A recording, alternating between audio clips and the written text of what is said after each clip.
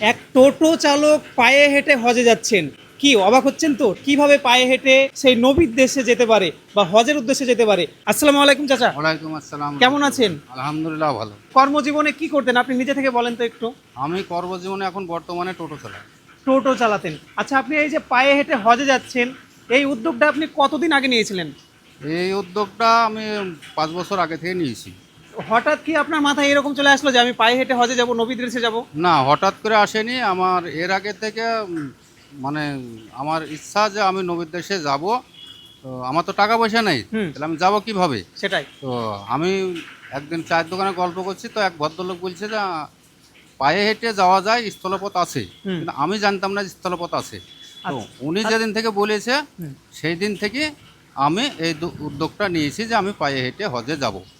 আজ দে- থেকে 3.5 বছর আগে আমি যাওয়ার জন্যে পাসপোর্টও বানিয়েছি, আচ্ছা। কিন্তু ভিসা লাগানোর মতো আমি পয়সা জোগাড় করতে পারিনি। আচ্ছা। তো এই মুহূর্তে আমি বেরিয়েছি, এখনও আমার পয়সা নাই।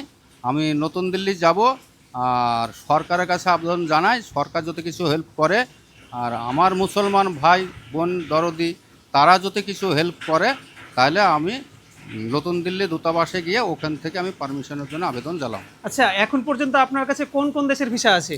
আমার বাইরেকার কোনো দেশেরই ভিসা নেই।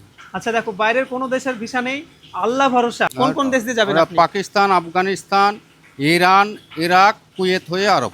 আচ্ছা, তো সমস্ত দেশের কিন্তু ভিসা চাচা দিল্লি থেকে নিবে। চাচার এখন পর্যন্ত কোনো ভিসা নেই।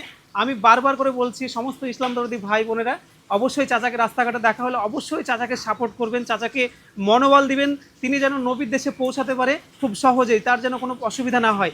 আর বিশেষ করে সরকারকেও আমার বিনীত অনুরোধ যে চাচার যেন হজে যাওয়ার যে প্রক্রিয়াটা, যে প্রসেসটা, ভিসাটা যেন খুব শীঘ্রই চাচাকে দেওয়া হয় বা পারমিশনটা যেন দেওয়া হয়, সেটাই চাই, তাই তো? হ্যাঁ, সেটাই আর চাই আমি।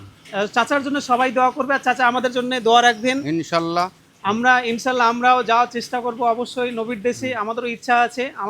আমাদের জন্য আপনি দোয়া রাখবেন, এবং আমার যারা ফলোয়ার্স আছে, যারা এই ভিডিওটা দেখছে, তাদের জন্য দোয়া রাখবেন। আর আপনাদেরকে বলি, ভিডিওটা শেয়ার করে দিন, পুরো বিশ্ববাসীকে দেখিয়ে দিন আমাদের পাশের গ্রামের চাচা 54 বছর বয়সে। চাচার মুখে একটু আগে গল্প শুনলাম, চাচার বয়স 54 বছর এবং তিনি টোটো চালাতেন। তার কাছে এখন পর্যন্ত সামর্থ্য নেই নবীর দেশে যাওয়ার মতো ফ্লাইটে বা অন্য কোনো যানবাহনে। সেই কারণে কিন্তু পায়ে হেঁটে ভারতবর্ষের পশ্চিমবঙ্গের মুর্শিদাবাদ থেকে সুদূর সেই সৌদি আরবে যাবেন, মক্কা শহরে যাবেন, নবীর দেশে যাবেন হজ করতে। তো সকলকে বলছি ভিডিওটা শেয়ার করে দিন।